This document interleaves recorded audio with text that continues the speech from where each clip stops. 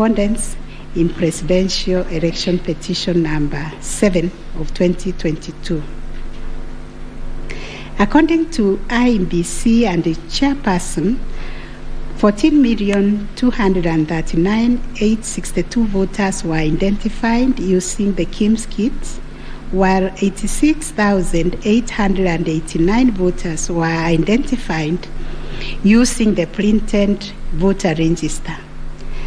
Therefore, the total valid votes cast were 14,213,137, while the total number of rejected ballots were 113,614, constituting 14,326,751 total votes cast. They illustrated that the first respondent garnered 7.176141 votes against 14,213,137 total valid votes cast, yielding a percentage of 50.49 to meet the requisite constitutional threshold for a candidate to be declared president-elect.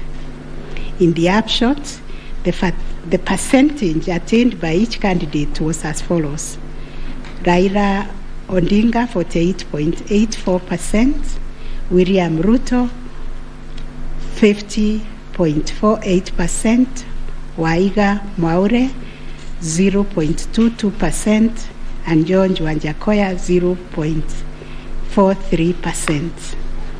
IEBC and its chairperson also submitted that the KIMS kits malfunctioned in 235 polling stations, necessitating the use of the printed voter register. In these polling stations, backup KIMS kits were later deployed for purposes of results transmission. The first respondent, in response to the question of 50+1 constitutional threshold, maintained that he attained the threshold under Article 138(4) of the Constitution as elaborated by the IEBC and the chairperson. This court has considered the differing formulas and threshold arguments presented by various parties to this petition. While the first, second, and third petitioners raised pertinent questions connected to this issue, we shall address them together with those of the sixth petitioner, who has addressed and focused on the issue as specifically framed in detail.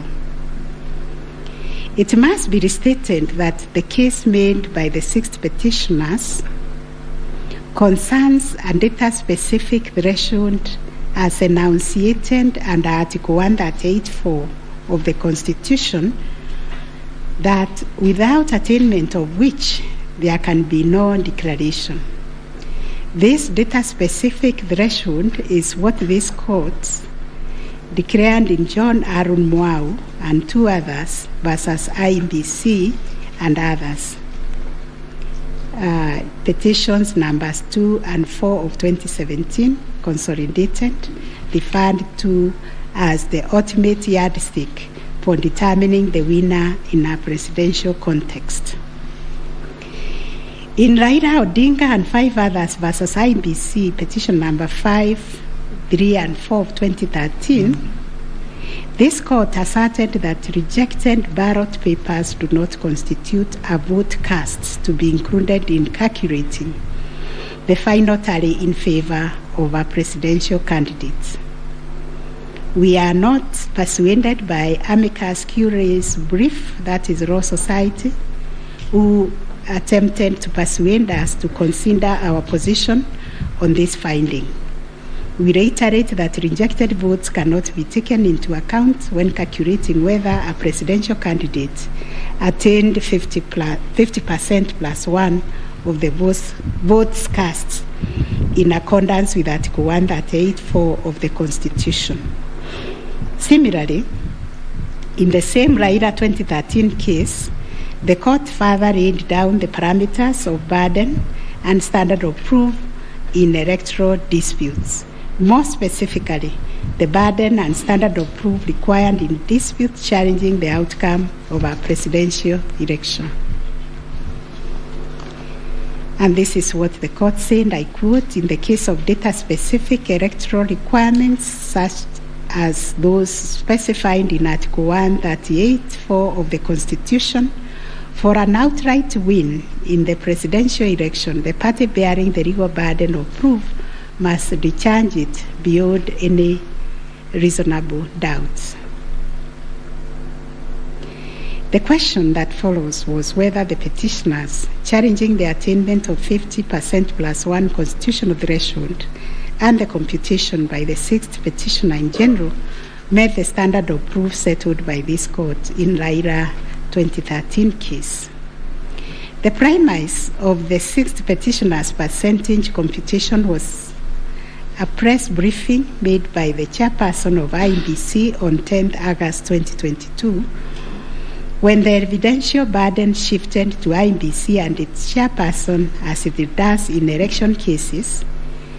They produced video evidence correcting the percentage voter turnout to read 64.6 at the time of the briefing. This percentage, however, did not include reports from all the KIMS kits and 86,889 voters who were identified manually using the printed register of voters. In our view, the assertion by the sixth petitioner that the percentage voter turnout was firstly predicated on the uncorrected percentage given by the chairperson of IEBC was negated by evidence adduced to prove the correction. Secondly, the sixth petitioner based his percentage of voter turnout on the total number of registered voters, while the chairperson of IEBC made reference in the press briefing to the number of registered voters who were identified through the KIMS kit progressively. The sixth petitioner also asserted that rounding off of votes cast in a presidential election as a means of assessing the threshold under Article 138(4) of the Constitution kills and bars voters, which is illegal and unconstitutional. We have deliberated on this proposition and found that it is not mathematically sound and that the rounding off done by IEBC and its chairperson was correct. Consequently, we find that the petitioners did not provide a watertight case to warrant the setting aside of the results of the presidential election on the basis of not having met the threshold provided under Article 138(4)(a) of the Constitution. On the voter turnout, therefore, we find that the formula predicated on the number of voters identified through KIMS kits progressively and used by IEBC and the chairperson to generate a percentage of 64.76% was correct. Having settled the issue of voter turnout, we must ask ourselves whether in the making of the declaration, the chairperson of IEBC applied the formula in Article 138(4) of the Constitution, which is total votes cast less rejected votes divide by 2 must always give 50% plus one vote. Given the numbers that were presented to us by IEBC and the chairperson, this would translate to 14,213,137 divided by 2 plus 1, which makes 7.106569. The question that must inevitably follow is whether this formula, when applied, will confirm that 7,106,569 votes is less than 7.176,141, which represents the number of votes received by the first respondent.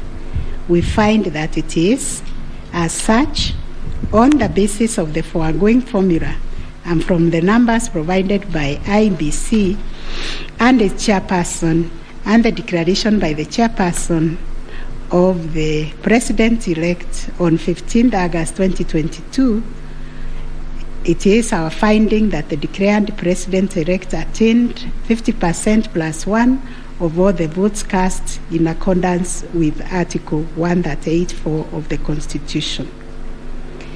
Issue number 8, on whether there were irregularities and illegalities of such magnitude as to affect the final result of the presidential election.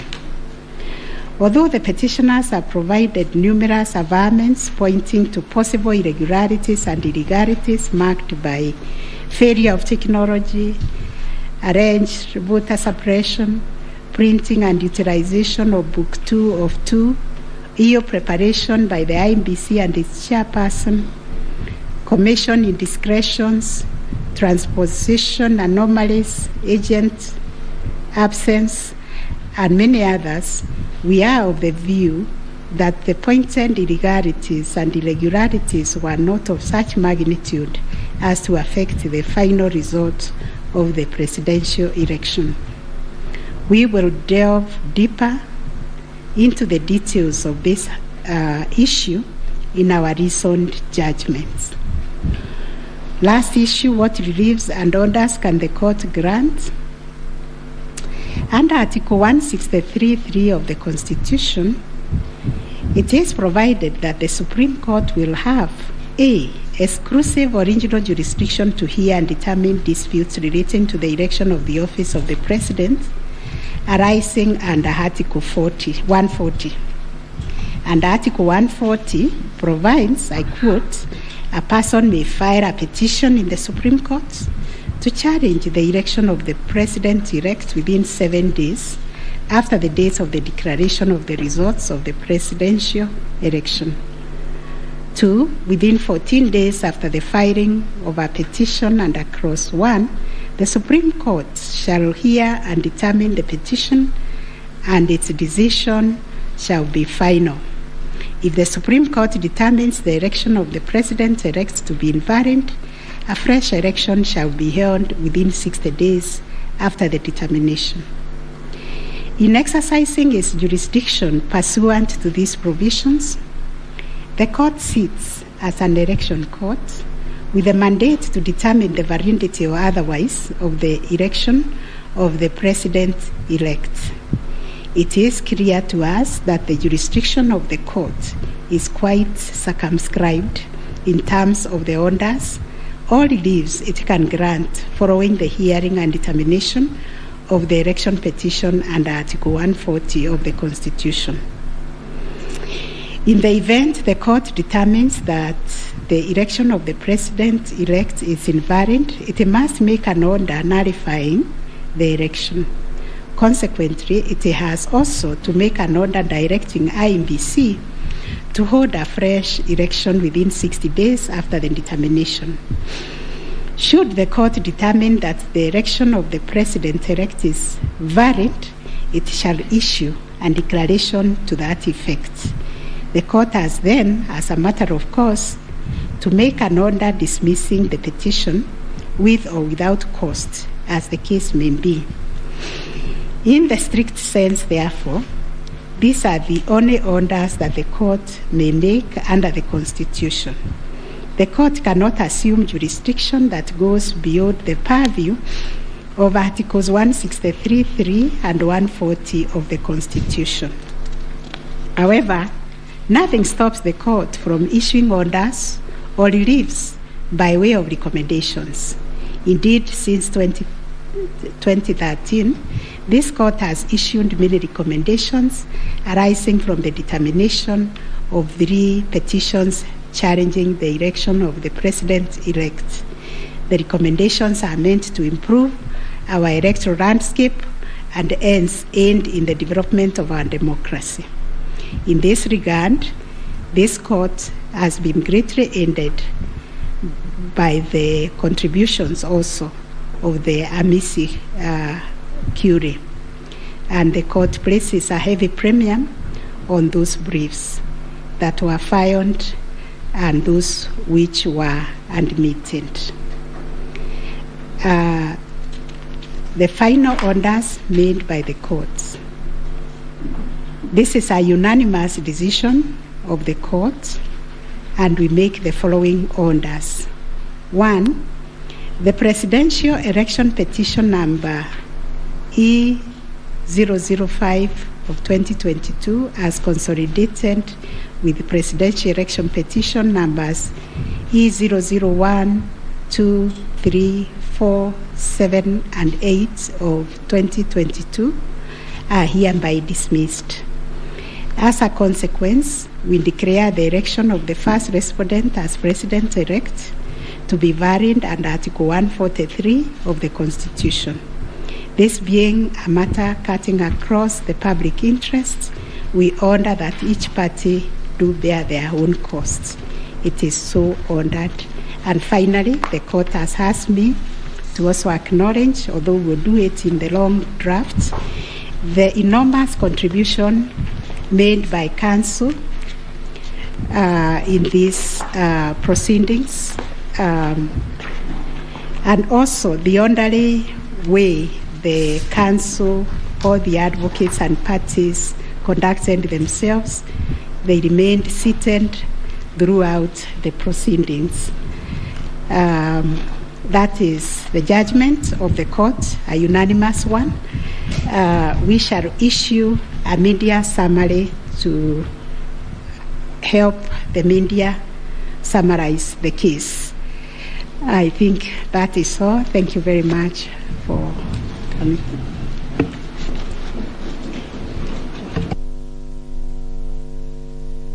My Lady, Madam Chief Justice, and the learned judges of this court, again, I am requested by my colleagues to thank you most profusely for your labors into delivering this judgment, listening to all of us, and giving our nation this judgment so that we may move forward.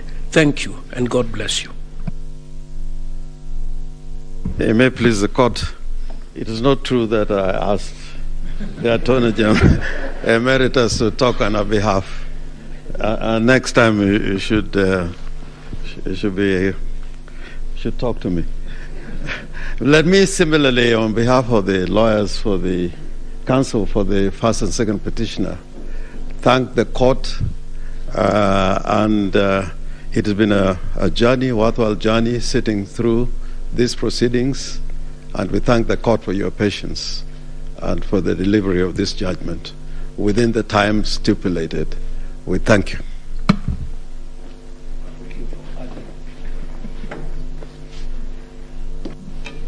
Madam President, members of the court, I wish to request just a couple of minutes for the chairperson of the Law Society of Kenya to make a few remarks in appreciation of the work that the court and Kenyans have done on this exercise, if you allow.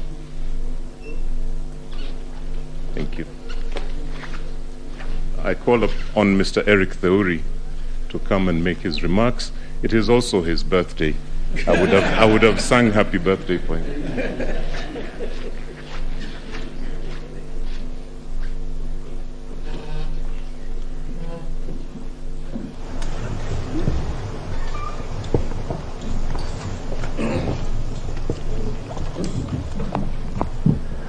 My Lord, the Chief Justice of the Republic of Kenya, the President of the Supreme Court, the Deputy Justices of the Supreme Court, I think it would only be fair that I make my remarks after counsel for the respondents, Senior Fred Ngatia, makes his remarks to the court.